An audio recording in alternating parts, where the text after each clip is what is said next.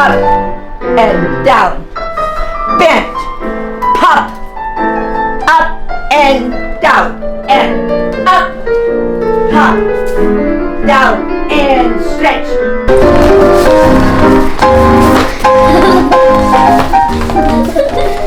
Yeah, you're making the circle smaller and smaller.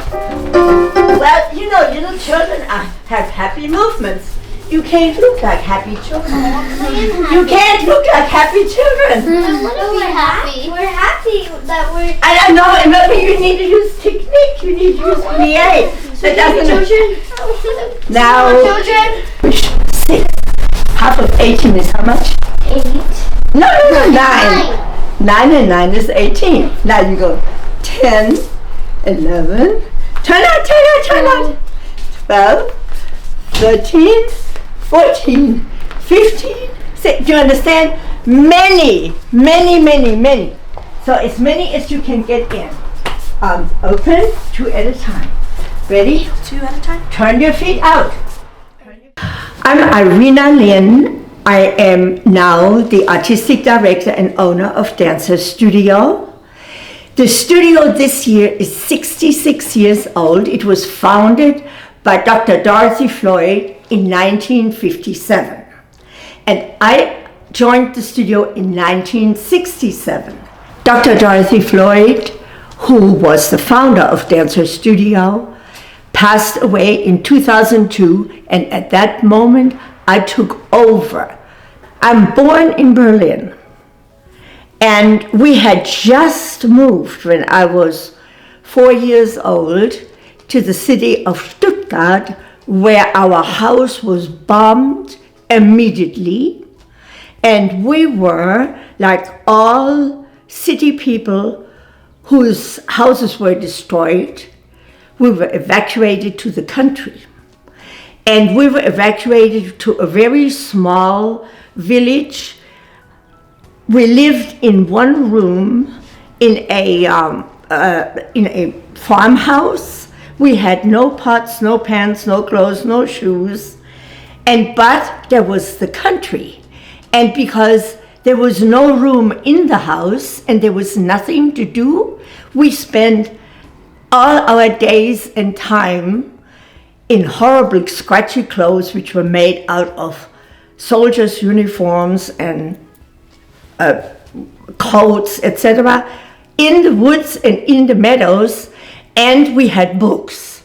And I completely am convinced that because there was no outside stimulation, that is what eventually fulfilled me with all the fantasy which I had to choreograph dances. Either my mother, who was a classical pianist, highly trained, or my grandmother must have mentioned dance to me because somewhere I saw a book. Because even as a 7 and 8-year-old, I had photographs of Galina Ulanova or Nijinsky or the great ballerinas of the time and of the past. I do not know why. I always said I am going to be a dancer. And at first I was a ballet dancer because I had never seen or heard about modern dance. But while I was studying acting and film at the UFA school, film school in Berlin, my mother said to go and check out this famous dancer from before the war. And I went to that school and watched a dance class. And as I saw my first modern dance class, I said, that is what I'm going to do. And I never changed after that. It was a very easy decision. Finally, I knew what I was going to do. Dorothy Floyd and I met in Berlin, Germany, where she came to interview my teacher at the time, Mary Wigman.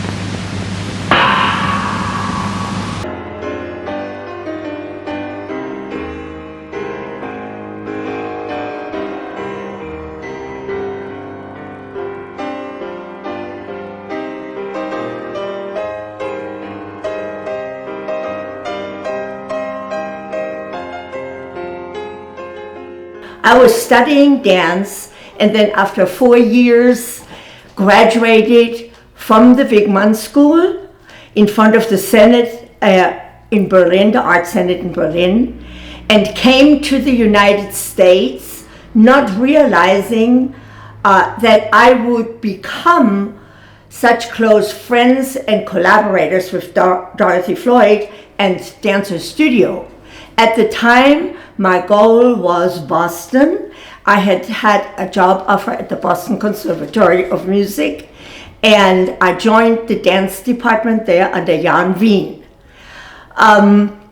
Every vacation I came down to spend my vacation here in Tennessee, and I saw that the school was excellent. The language of teaching at Dancer Studio was totally logical and clear.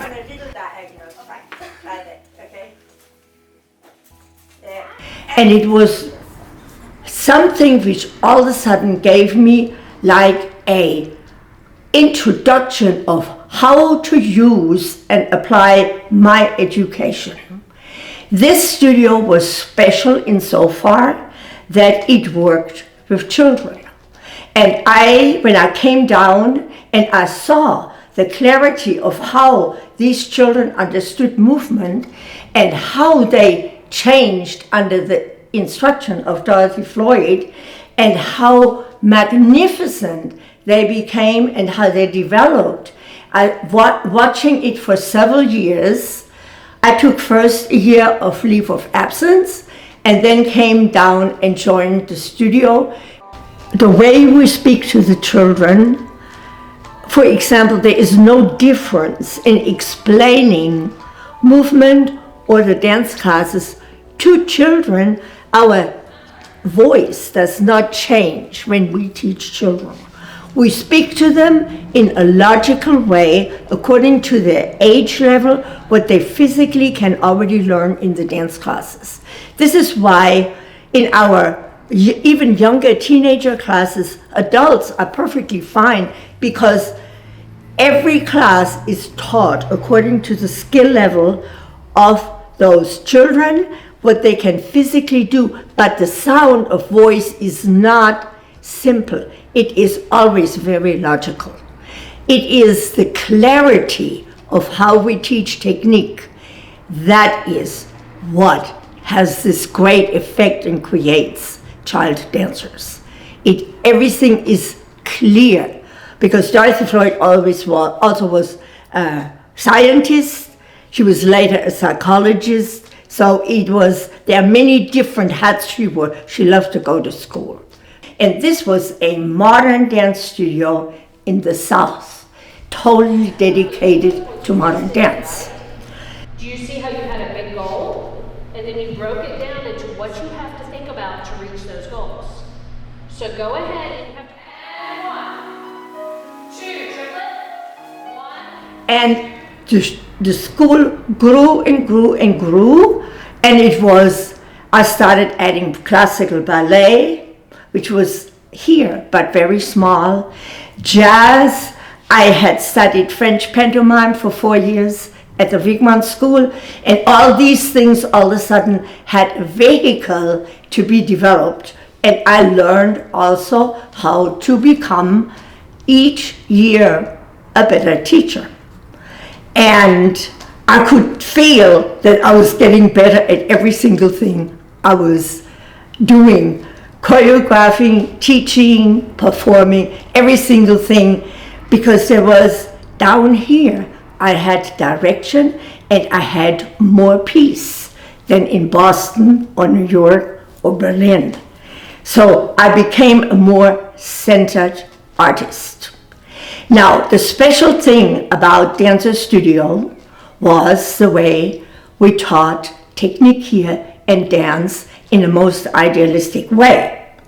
And then after about, I don't know how many years, but in 1981, Dorothy Floyd said, let us try to develop a children's dance company. The dance ensemble started out as an experiment of Dr. Dorothy Floyd, just to see how far children could accomplish artistic excellence in dance. And we did not know that it would take off like that and it would become that popular and that much work. Dr. Foyt and I came from two different directions. I was like the dancers. I was totally fascinated with dance. I never thought about children. She was a philosopher, a teacher, a psychologist, and we met in the middle. I was totally obsessed with theater and dance, and she was obsessed with teaching children. It was two opposite poles meeting and working on this one single project, and it was fantastic. This is the place where they have power. They don't have power in school, they don't have it at home, they don't have the authority to make any decisions when they are this young, but they can make decisions here. They can see how far they can push themselves. I think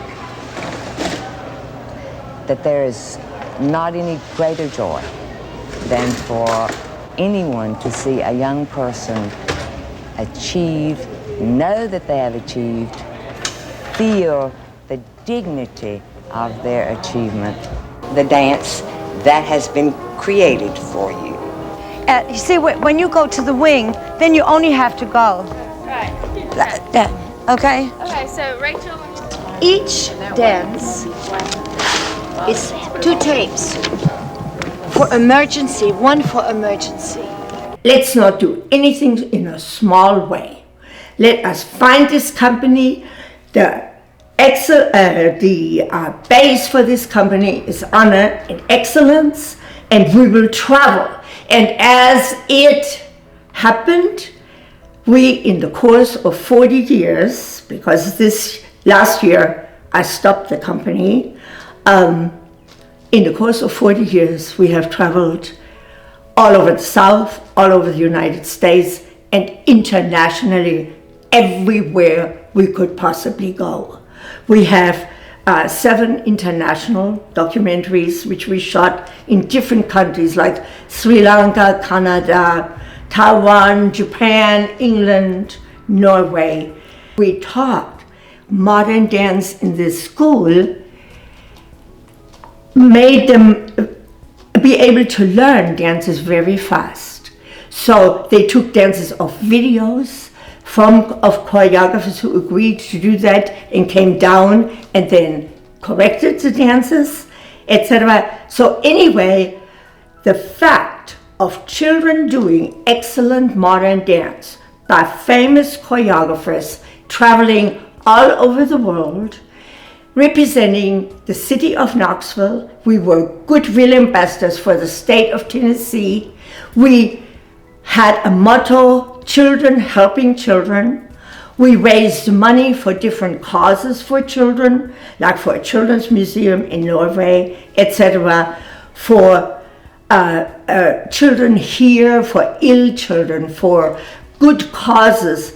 We performed everywhere where we were invited, where we could afford to bring excellent modern dance.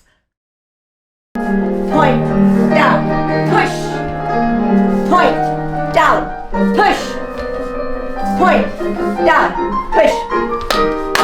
Okay, and put your lower arms on the chair and stretch out your back. Stretch.